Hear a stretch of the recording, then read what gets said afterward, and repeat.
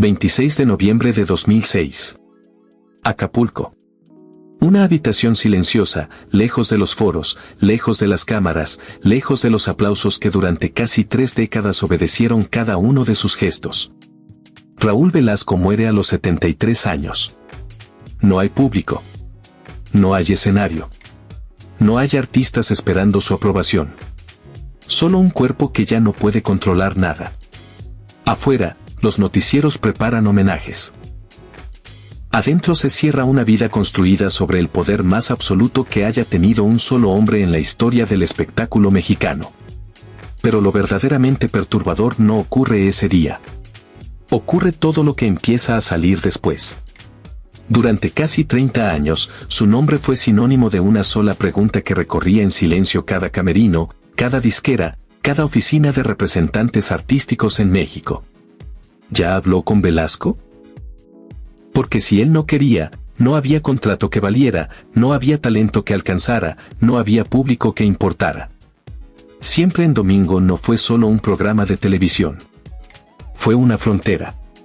Una aduana donde se decidía quién tenía derecho a existir frente a millones de mexicanos y quién se quedaba del otro lado, condenado a trabajar en la oscuridad de los palenques regionales, esperando una oportunidad que nunca llegaba. Artistas consagrados lo sabían. Jóvenes promesas también. Y muchos aprendieron demasiado pronto una lección brutal. El talento no era suficiente. Había que agradar. Había que someterse. Había que soportar el comentario que dolía, la broma que humillaba, la mirada que medía y pesaba como si fueras mercancía. Había que aprender a sonreír mientras te reducían frente a millones, porque el escenario de Siempre en Domingo no era solo un foro de televisión. Era un ritual de obediencia transmitido en vivo cada semana. Con el paso del tiempo comenzaron a circular versiones que no se contaban frente a cámaras. Episodios documentados de humillaciones públicas. Carreras destruidas con una sola frase. Vetos que no se explicaban ni se justificaban, que simplemente ocurrían como ocurren los terremotos, sin aviso, sin lógica aparente, dejando escombros que tardaban años en recogerse. Se habló de un sistema de favores, de puertas que solo se abrían a cambio de algo que nunca quedaba escrito en ningún contrato. Se habló de miedo institucionalizado, de un método tan efectivo que ya nadie necesitaba pronunciarlo en voz alta porque todos lo entendían perfectamente. Cuando el programa fue cancelado en 1998, el imperio se desmoronó. El hombre que había decidido el destino de medio espectáculo mexicano fue de pronto prescindible. Las llamadas dejaron de llegar. El cuerpo comenzó a pagar el precio físico de décadas de excesos y tensiones acumuladas. Y el poder que había ejercido sin límites ya no pudo salvarlo de nada. Hoy, casi 2 décadas después de su muerte, las preguntas siguen abiertas y siguen incomodando. ¿Cuántas carreras fueron destruidas por el miedo? ¿Cuántas decisiones se tomaron bajo presión en ese escenario? ¿Cuánto sabía realmente el sistema que lo protegió y lo alimentó durante años? ¿Y por qué cuando cayó, nadie salió a defenderlo? En este video vas a ver episodios transmitidos en vivo que muchos prefirieron olvidar. Testimonios de artistas que aprendieron a callar. El retrato de un método que convirtió la televisión mexicana en un tribunal donde el juez siempre era el mismo hombre. Y la historia de cómo ese hombre, que creyó que el control lo hacía intocable, terminó pagando el precio más aterrador que existe. No el escándalo. No la cárcel. El silencio absoluto. Pero para entender cómo llegó tan alto, primero hay que volver al principio. Cuando Raúl Velasco era apenas un joven que había aprendido la lección más peligrosa de todas. Que el mundo se divide entre los que obedecen y los que fabrican la obediencia. Celaya, Guanajuato. 24 de abril de 1933. No hay cámaras, no hay alfombras, no hay luces de foro. Hay polvo, rutina, un México provinciano que todavía cree que el destino se hereda con el apellido. Y en ese mundo, Raúl Velasco Cadena aprende antes que cualquier otra cosa una lección que nunca va a olvidar. El que nace sin poder tiene 2 opciones, obedecer toda la vida o descubrir cómo se construye la obediencia en los demás. Su infancia está atravesada por esa sensación específica de límite. El tipo de límite que no se discute en la mesa familiar porque simplemente se respira. Se habla de trabajo temprano, de una familia de clase media que conoce el valor del esfuerzo pero también el peso de las carencias. Oficios pequeños que parecen insignificantes pero que enseñan algo brutal. Que el dinero no es solo dinero. Es permiso. Es puerta. Es la diferencia entre existir y desaparecer. Guarda este detalle porque aquí está la semilla de todo lo que viene después. Raúl Velasco no era un niño soñando con ser famoso. Era un joven aprendiendo a no volver a sentirse invisible. A los 20 años, alrededor de 1953, la historia se traslada a la Ciudad de México. Y si crees que llegar a la capital es el inicio de una aventura romántica, detente un segundo. La capital no recibe. La capital exige. La capital te mide desde el primer día y decide en silencio si vales o no vales. Velasco entra a ese mundo sin red de protección, sin apellido que abra puertas, sin padrino que haga una llamada. Y aún así logra instalarse porque trae algo que muy pocos tienen a esa edad. Una capacidad brutal para observar cómo funciona el poder desde adentro. Trabaja como contador en el Banco Nacional de México. Un empleo correcto, limpio, predecible. Pero él no se queda ahí mentalmente porque el banco no solo te enseña a contar dinero. Te enseña a clasificar personas. A medir riesgos. A entender que detrás de cada número hay una decisión humana y detrás de cada decisión humana hay alguien que manda y alguien que obedece. Esa distinción, tan simple y tan brutal, se convierte en su brújula para todo lo que viene después. Después llega el otro aprendizaje. El que no aparece en los currículums pero que resulta ser el más valioso. El periodismo, las revistas de espectáculos, la radio, las producciones menores. Velasco empieza a moverse en los bordes de la industria del entretenimiento y desde esos bordes observa algo que la mayoría no ve porque está demasiado ocupada queriendo brillar. La industria no vende talento. Vende narrativa. Vende una historia cuidadosamente construida sobre un artista que en realidad es un producto. Y los productos no tienen opiniones propias. Los productos se moldean, se presentan, se retiran cuando ya no sirven. Entiende algo que la mayoría tarda décadas en descubrir. El público cree que el éxito ocurre en el escenario. Pero el éxito se firma antes. En oficinas donde nadie aplaude, donde nadie canta, donde hombres de traje deciden qué cara va a ver México el próximo domingo. Y Raúl Velasco decide, con una claridad que pocos tienen a esa edad, que él va a estar en esa oficina. No frente al micrófono como artista. Detrás del micrófono como el hombre que decide quién se acerca a él. Ese es el origen real de todo. No un sueño de fama. Una estrategia de poder aprendida en las calles más duras de la capital mexicana por un joven de provincia que entendió antes que nadie dónde se firmaba el verdadero contrato de la industria del espectáculo en México. Y entonces aparece el verdadero catalizador. El hombre que convierte la estrategia en imperio. Emilio Azcárraga Milmo, el Tigre. No como personaje simpático de la historia empresarial mexicana. Como sistema. Como estructura de poder que decide que ve, que escucha y que piensa una nación entera. Porque Televisa en esos años no era simplemente una empresa de televisión. Era la fábrica de la realidad mexicana. Lo que entraba por esa pantalla los domingos por la tarde no era entretenimiento. Era instrucción. Era el manual de quién valía y quién no en este país. En 1969 nace Siempre en Domingo. Y aquí es donde hay que detenerse porque la mayoría de la gente recuerda ese programa como una celebración. Como el lugar donde México descubrió a sus ídolos. Y en parte eso es verdad. Pero hay otra verdad que se cuenta menos. Siempre en Domingo fue desde el primer día una aduana. Un filtro. Una frontera donde no bastaba con tener talento para cruzar. Había que tener el permiso del aduanero. Y ese aduanero tenía nombre y apellido. Velasco no llega al programa como una estrella. Llega como un operador inteligente que entiende exactamente lo que Azcárraga necesita. No un conductor simpático. Un guardián confiable. Alguien que sepa cuándo abrir la puerta y cuándo cerrarla. Alguien que entienda que el verdadero poder no está en el aplauso sino en el control de quien recibe el aplauso y quien se queda esperando afuera bajo la lluvia.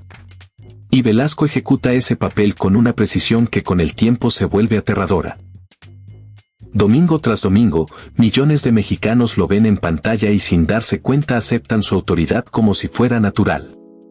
Como si siempre hubiera existido. Como si alguien tuviera que tomar esas decisiones y ese alguien fuera inevitablemente él. Así funciona el poder cuando se ejerce bien. No necesita anunciarse. Se instala en silencio y espera a que todos lo den por hecho. Presenta a unos. Ignora a otros. Vuelve a invitar a algunos. Borra a otros para siempre. Y lo más inquietante es que todo ocurre sonriendo. Con esa sonrisa de conductor amable que el país entero aprende a asociar con la autoridad máxima del espectáculo nacional. Esa es la sofisticación real del control. No necesitas gritar si la cámara siempre está de tu lado.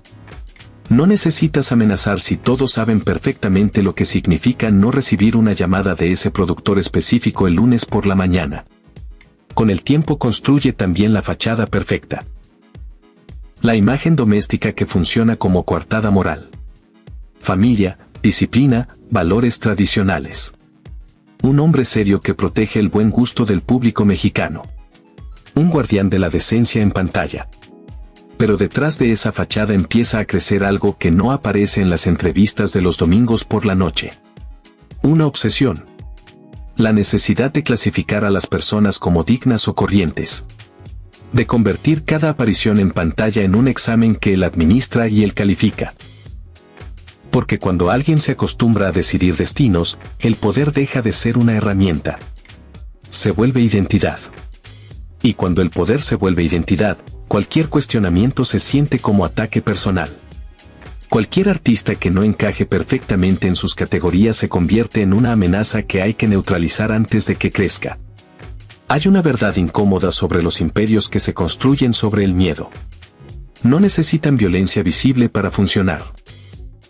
Les basta con la amenaza permanente de lo que podría ocurrir si no obedeces.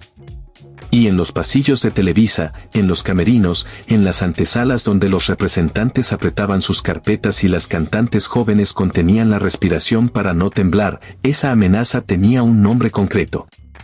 Si Raúl Velasco no te quería, no existías. Y punto. La palabra clave no era programa. Era sistema. Siempre en Domingo funcionaba como una aduana emocional donde el talento nunca fue el único pasaporte. El pasaporte real era la docilidad. La capacidad de sonreír cuando te reducían. De agradecer cuando te humillaban. De reír cuando te clavaban una etiqueta que se quedaba pegada durante años como una cicatriz invisible. Esto no es una exageración dramática. Está en los episodios que quedaron grabados. Está en los testimonios que se repiten con diferentes voces pero con la misma estructura. Está en la lista de carreras que se apagaron de golpe, sin explicación, como si alguien hubiera cortado el cable desde una sala de control que nadie más podía ver. Y entonces empiezan las versiones. Las historias que no aparecen en los homenajes póstumos. Las que se cuentan todavía en voz baja porque algunas personas siguen trabajando en esa industria y saben que los sistemas no desaparecen completamente solo porque el hombre que los encarnaba ya no esté. Se habló durante años de un entramado de favores que convertía ciertas oportunidades en transacciones no escritas. De un acceso al estrellato que tenía condiciones que nunca aparecían en ningún contrato firmado. De una maquinaria que funcionaba en las sombras mientras en pantalla todo brillaba con luces de foro y canciones pegajosas. Pero aquí hay que hacer una distinción importante. Porque el sometimiento que exigía ese sistema no siempre fue del mismo tipo. A veces fue físico. A veces fue mucho más sutil y por eso mucho más devastador. A veces fue simplemente aguantar que te midieran el cuerpo con los ojos frente a millones de personas. Permitir que una frase sobre tu peso o tu cintura quedara grabada para siempre en la memoria colectiva de un país entero. Aceptar que te llamaran con un apodo que era un insulto disfrazado de familiaridad y sonreír porque el escenario exigía sonrisa aunque por dentro algo se rompiera para siempre. Hay artistas que recuerdan la presión sobre el cuerpo como si fuera una constante. Una condición implícita para existir en esa pantalla. No importaba cuántas canciones habías vendido. No importaba cuántos palenques habías llenado. Si el hombre detrás del micrófono decidía que tu figura no cumplía con su estándar personal de presentabilidad, esa opinión se convertía en sentencia pública. Y las sentencias públicas en televisión nacional dejan marcas que no se ven pero que se cargan durante décadas. El mecanismo era tan efectivo precisamente porque era impredecible. Nunca sabías cuándo llegaba el comentario.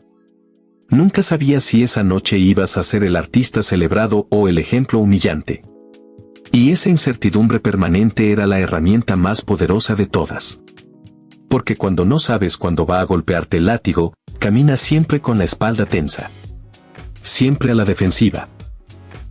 Siempre dispuesto a ceder un poco más para evitar el golpe que podría llegar en cualquier momento frente a millones de personas que lo confundirían con entretenimiento.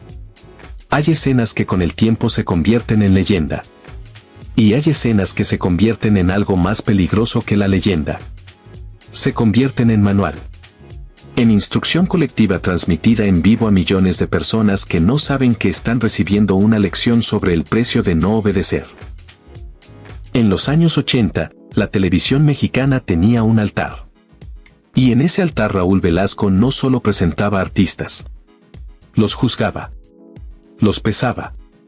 Los medía con un criterio que nunca se explicó públicamente pero que todos en la industria conocían de memoria porque las consecuencias de no cumplirlo eran demasiado visibles como para ignorarlas.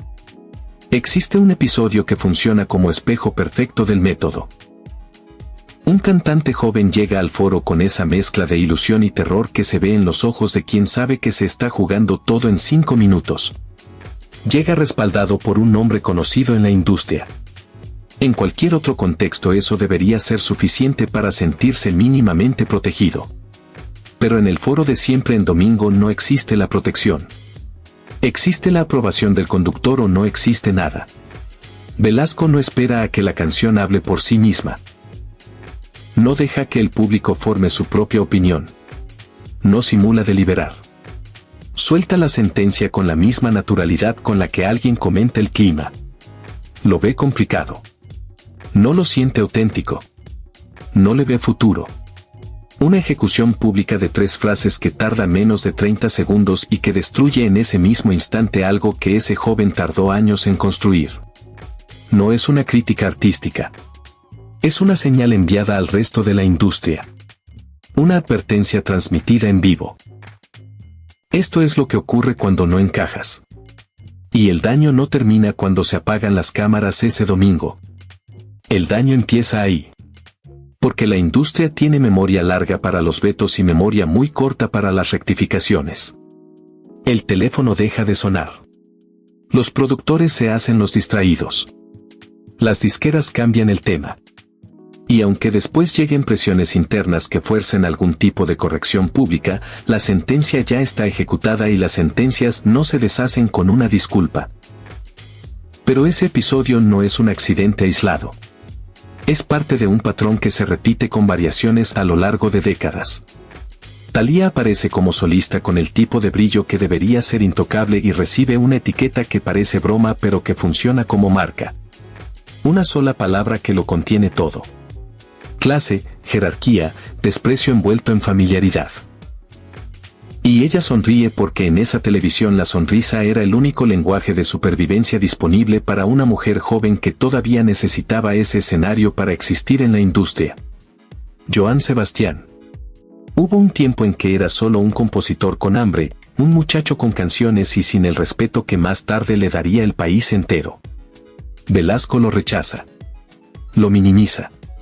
Le niega el oxígeno que en esos años significaba una aparición en pantalla. Y años después, cuando Joan ya llena palenques sin pedir permiso a nadie, lo enfrenta. Le recuerda el desprecio en la cara. Le exige la disculpa pública que el sistema nunca le habría permitido pedir cuando era vulnerable. Ese momento dice más sobre el poder que cualquier análisis. El miedo cambió de bando. Y cuando el miedo cambia de bando, el método queda expuesto. Hay un patrón en los sistemas de control que rara vez se nombra pero que siempre está ahí si sabes dónde buscar. Los golpes más efectivos no son los que dejan marcas visibles.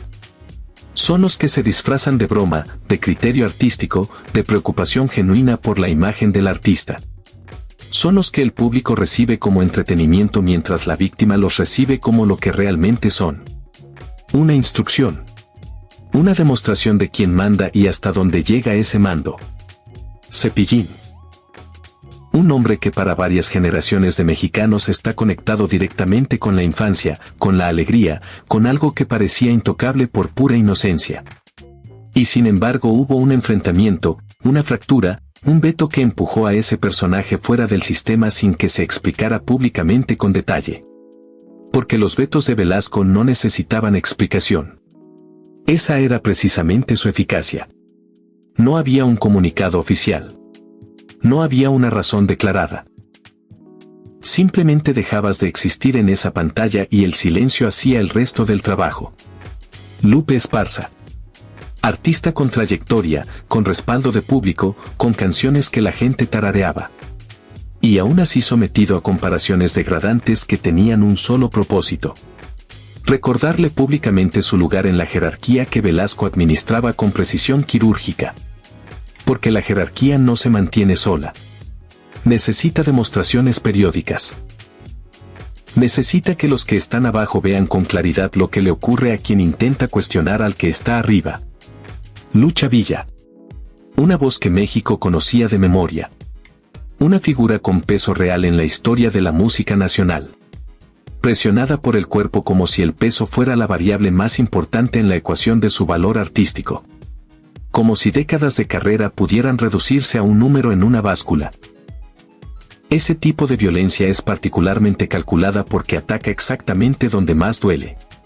No el talento, que es difícil de cuestionar cuando es genuino. El cuerpo, que es visible, que es medible, que puede convertirse en objeto de opinión pública con una sola frase dicha desde el escenario más visto del país. Y fíjate en el patrón porque es lo más importante. Esto no era improvisación. No eran arrebatos ocasionales de un conductor con mal carácter. Era método. Sistemático, consistente, calculado. Porque humillar en vivo tiene una ventaja que el poder privado no tiene.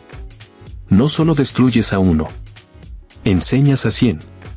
El artista que mira desde su casa aprende a callar. El representante aprende a negociar con la cabeza baja y el tono correcto. La cantante joven aprende que la belleza y el cuerpo son condiciones para existir, no consecuencias del trabajo. El público aprende a reír como si fuera normal porque lo ve cada domingo y nadie a su alrededor dice que no lo es. Así se construye una cultura donde la violencia se disfraza de entretenimiento durante décadas. Así se normaliza el abuso hasta el punto en que deja de verse como abuso y empieza a verse simplemente como el estilo de un conductor particular. Un estilo fuerte, sí. Controversial a veces, quizás.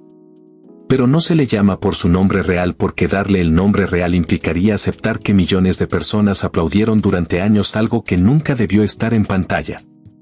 Y esa normalización es el daño más profundo. No el que sufrieron los artistas específicos que fueron humillados con nombre y apellido frente a millones. El daño colectivo. La idea que se instaló en toda una industria y en toda una audiencia de que así funcionan las cosas. De que el poder tiene derecho a hacer eso. De que si te toca, algo habrás hecho para merecerlo. El poder no se cae de golpe. Se agrieta. Y cuando empieza a agrietarse, el que lo sostuvo durante décadas suele ser el último en notarlo porque lleva tanto tiempo en el centro que ya no puede ver los bordes desde donde todo empieza a desmoronarse. A mediados de los años 90, México ya no era el mismo país que había aprendido a obedecer cada domingo frente al televisor. La crisis de 1994 había roto algo en el tejido social que no se podía reparar con una canción ni con la sonrisa de un conductor. Las nuevas generaciones miraban a Velasco como una figura de otro tiempo. Respetable quizás en la distancia histórica, pero fundamentalmente ajena a lo que ellas necesitaban ver. El pop juvenil ya no pedía permiso para existir. El rock en español había dejado de esconderse. Y los artistas jóvenes ya no veían Siempre en Domingo como la única puerta posible porque el mundo había empezado a construir otras puertas. Por primera vez en más de 2 décadas, Velasco ya no era indispensable. Y esa pérdida de indispensabilidad es para alguien que construyó su identidad sobre el control absoluto una amenaza existencial que no sabe cómo procesar porque nunca tuvo que aprender a procesarla. En 1997 el cuerpo hace lo que el sistema ya había empezado a hacer por su cuenta. La hepatitis C, silenciosa y acumulada durante años de excesos y tensiones, comienza a cobrar su deuda. Hospitales. Tratamientos. Un cansancio que no se cura con descanso. Y sobre todo una sensación completamente nueva para este hombre específico. La vulnerabilidad. El descubrimiento de que el poder no funciona como negociación con el propio cuerpo. De que hay límites que ni el control más absoluto puede mover. Mientras tanto, dentro de Televisa algo cambia sin ceremonia ni anuncio. Las decisiones ya no pasan necesariamente por él. El programa empieza a sentirse como reliquia en lugar de institución viva. Los ejecutivos hablan de renovación, de formatos nuevos, de audiencias que ya no responden al ritual dominical de la misma manera que sus padres. Y entonces ocurre lo que nadie que lo conocía habría imaginado posible. En abril de 1998, Siempre en Domingo se cancela. No hay despedida épica. No hay homenaje a la altura de lo que ese programa significó durante casi 30 años. Solo un comunicado. El ritual nacional se apaga como se apagan las luces de un estudio cuando termina la última grabación. Frío. Definitivo. Sin drama visible. Imagina lo que eso significa para alguien cuya identidad entera estaba fundida con ese escenario. No era perder un trabajo. Era perder el único lugar donde sabía quién era. El hombre que había decidido destinos durante 30 años era ahora prescindible para el mismo sistema que lo había creado y sostenido. Y los sistemas, como él mismo había demostrado tantas veces, no tienen memoria agradecida. Solo tienen utilidad presente. Las llamadas se espacian. Los artistas que antes bajaban la cabeza en su presencia ahora evitan el contacto. El mundo sigue girando y el centro gravitacional del espectáculo mexicano está en otro lugar. Para siempre. Cuando el control se pierde, la historia empieza a reescribirse sin pedirte permiso. Y esa reescritura es quizás la forma más cruel de derrota para alguien que pasó décadas siendo el único autor de las narrativas que importaban. Los mismos medios que durante años presentaron a Raúl Velasco como autoridad indiscutible del entretenimiento nacional comenzaron a usar palabras diferentes para describir exactamente las mismas conductas. Lo que antes era firmeza se llamaba ahora autoritarismo. Lo que antes era criterio artístico se llamaba capricho. Lo que antes era el estilo inconfundible de un conductor legendario se llamaba abuso normalizado. Y él ya no tenía micrófono para responder. Ya no tenía foro donde su versión fuera la única que contara. Las voces que durante décadas habían callado por miedo o por conveniencia empezaron a hablar con menos precaución. No como denuncias formales. No como juicios con pruebas y fechas exactas. Sino como ese tipo de relatos que se acumulan y que a fuerza de repetirse desde bocas distintas con estructuras demasiado similares entre sí terminan dibujando un retrato que ninguna voz sola podría trazar. Artistas que recordaban domingos específicos como heridas. Representantes que describían la antesala del foro como una sala de espera para un tribunal donde el veredicto estaba decidido antes de que entraras. Jóvenes que habían llegado con canciones y habían salido con algo roto que tardaron años en identificar. Su salud continuaba deteriorándose. La cirrosis avanzaba con la misma implacabilidad con la que él había avanzado sobre las carreras de otros. El cuerpo que había sido proyección de autoridad y presencia durante décadas se volvía más pequeño, más frágil, casi irreconocible frente a la imagen del conductor erguido que dominaba el foro con solo entrar. Había ingresos hospitalarios. Silencios prolongados. Una vida privada que se encogía progresivamente lejos de cámaras y aplausos. Y aquí aparece una ironía que es difícil de ignorar. El hombre que había construido su poder sobre el silencio ajeno, que había usado el veto como arma y la invisibilidad como castigo, empezaba a experimentar en carne propia exactamente eso. Nadie lo vetaba oficialmente. Nadie firmaba un comunicado declarándolo persona non grata. Simplemente seguían. Sin él.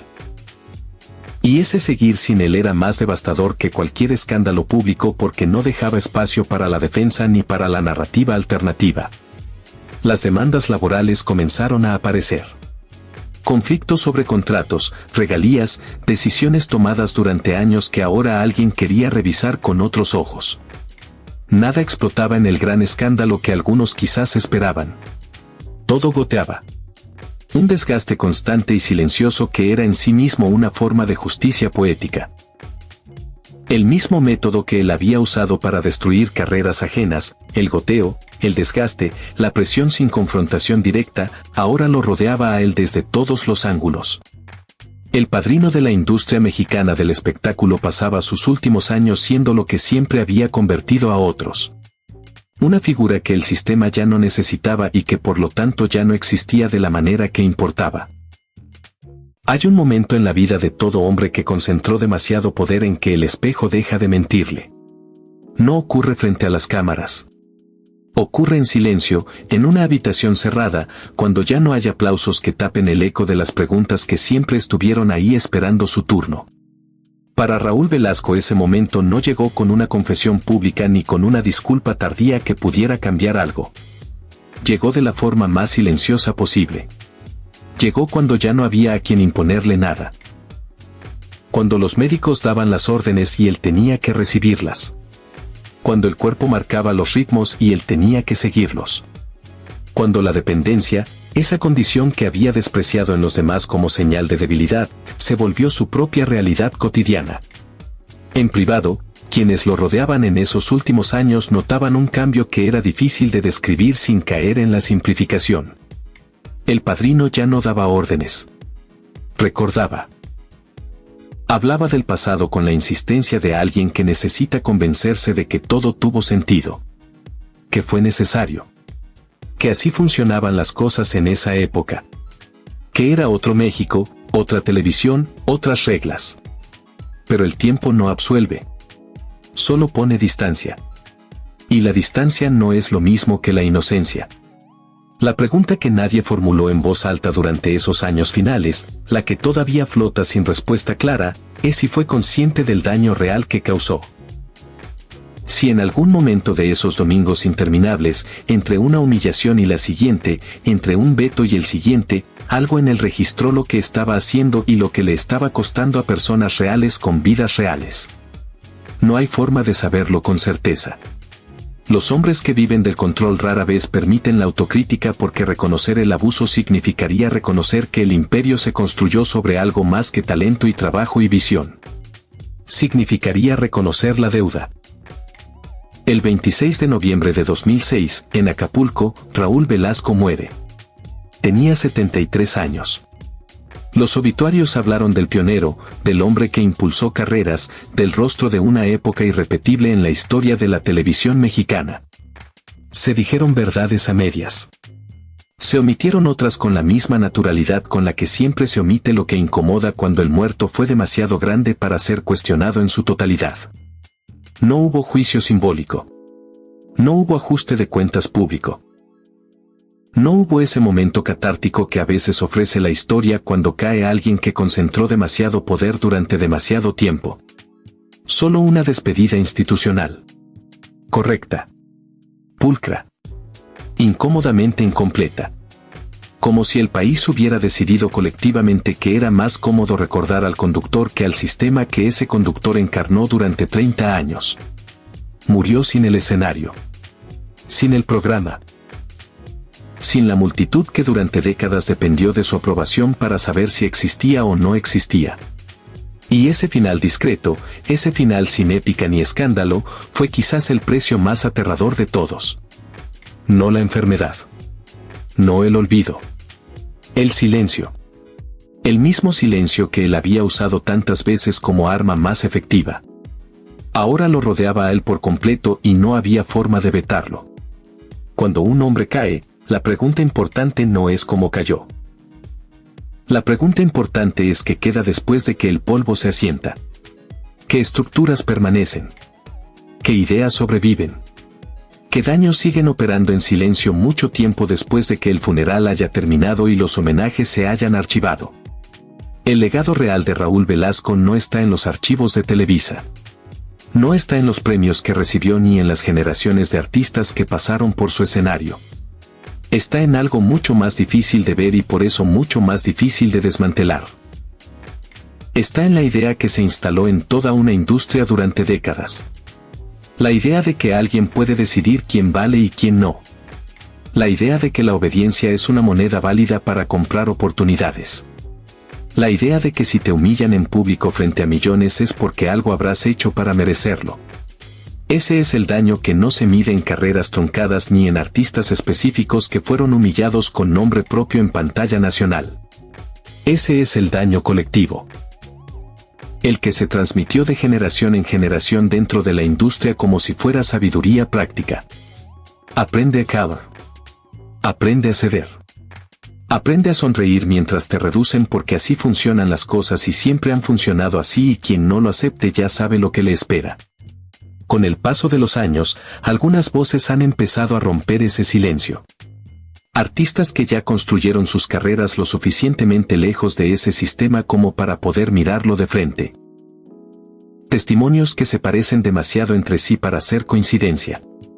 Recuerdos de domingos que dejaron cicatrices que no siempre se ven pero que siguen ahí. No para destruir una figura histórica con la comodidad del tiempo, sino para entenderla completa. Porque una historia contada a medias no es memoria. Es propaganda. Y la propaganda protege al sistema mientras finge celebrar al individuo. Nadie puede devolver las carreras que se rompieron bajo el peso de una sola frase dicha en vivo. Nadie puede borrar los años que alguien pasó creyendo que no era suficiente porque el hombre más poderoso de la televisión mexicana así lo había declarado en público. Nadie puede medir el costo real de haber crecido en una industria donde la aprobación de un solo hombre era la diferencia entre existir y desaparecer. Pero sí se puede aprender algo. Que el poder sin límites siempre termina cobrando facturas. A veces al que lo ejerce. A veces a quienes lo rodean. Casi siempre a ambos. Y que los sistemas no mueren cuando muere el hombre que los encarna. Los sistemas mueren cuando se nombran. Cuando se describen con precisión. Cuando suficientes personas deciden que ya no van a fingir que lo que vieron durante décadas era simplemente el estilo fuerte de un conductor particular. Raúl Velasco creyó que el control lo haría eterno. La historia demostró lo contrario. El poder pasó. El programa se canceló. El cuerpo cedió. Y lo único que permanece es la pregunta que ningún veto puede silenciar. ¿Cuántos sistemas como ese siguen operando hoy con otros nombres, en otras pantallas, con otras caras que sonríen mientras administran el miedo con la misma precisión que él aprendió a hacerlo en los pasillos de una televisora que decidió lo que México veía cada domingo por la tarde?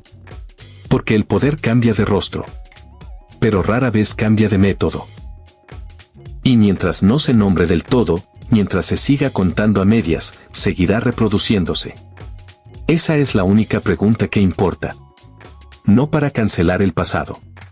Para no repetirlo.